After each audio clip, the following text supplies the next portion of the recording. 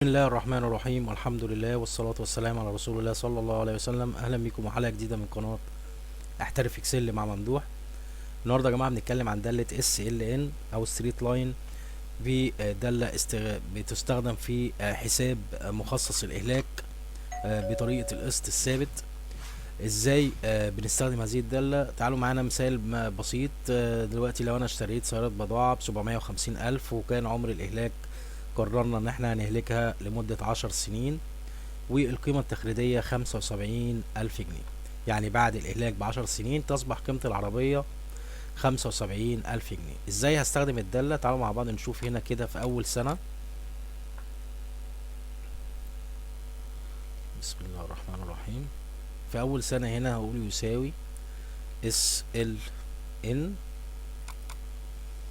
أول حاجة هو بيقول لي عايز الكوست اللي هي تكلفة شراء سيارة البضائع، فهاجي أعمل كده وأعمل كومة.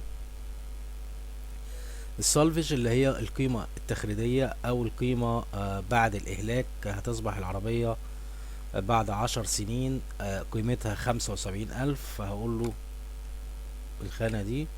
واللايف أو العمر الإهلاك هيبقى 10 سنين، وأقفل القوس بتاعي. بس قبل ما أقفل أنا هعمل تثبيت للخلايا، بحيث إن أنا لما أنزل تحت الدنيا ما تتغيرش. لما أعمل سيلكت وهدوس انتر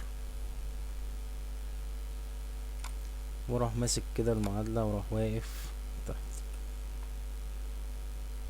تمام، هتيجي قسط الثابت 67,500 كل سنة. مجمع الإهلاك هنا هيساوي، طبعا مجمع الإهلاك في أول سنة هيبقى هو قيمة مصروف الإهلاك. تاني سنة هيبقى مجمع الإهلاك بتاع السنة اللي فاتت زائد مخصص أو مصروف الإهلاك السنة التانية. وهاخد كده المعادلة دي وهاخدها سيلكت، بحيث ان هي تبقى كاملة.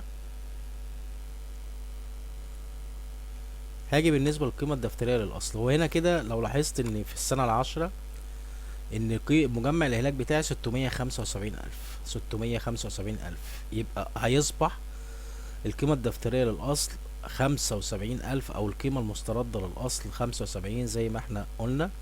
لو جيت حسبتها هنا القيمة الدفترية للأصل هيساوي قيمة الأصل ناقص مجمع الإهلاك في السنة الأولى. بس هثبت تكلفة الأصل دي، تكلفة شراء الأصل دي عشان لما انزل اخدها سيلكت. اخد دي كده سيلكت كده، هلاقي تحت كده في السنة العاشرة بقى سعر السيارة أو القيمة الدفترية للأصل 75,000 جنيه. ده باختصار دالة SLN، حساب الإهلاك بطريقة القسط الثابت. أرجو إن يكون الفيديو عجبكم، وما تنسوش دعم القناة بالاشتراك في القناة وتفعيل الجرس عشان يوصلكم كل جديد، وما تنسوش تعملوا فولو. وشكرا جزيلا لكم، والسلام عليكم ورحمة الله وبركاته.